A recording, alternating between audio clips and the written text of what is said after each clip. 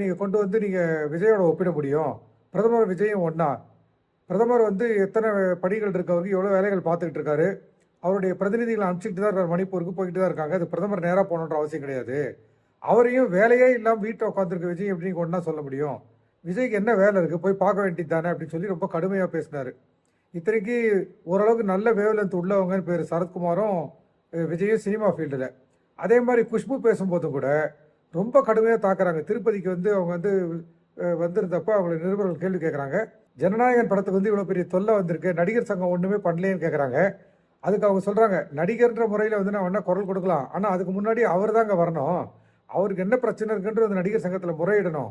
முறையிட்டு எனக்கு வந்து கூட வந்து சப்போர்ட் பண்ணுங்கன்னு கேட்கணும். அது வந்து இதுவரை அவங்க கேட்கவே இல்லையே. கேட்காம யார் தான் என்ன பண்ண முடியும் அப்படின்ற மாதிரி ஒரு நிராதரவாக அவரை கைவிடுற மாதிரி தான் சொல்கிறாங்க குஷ்பு. இது ஒரு பக்கம் இருக்கு.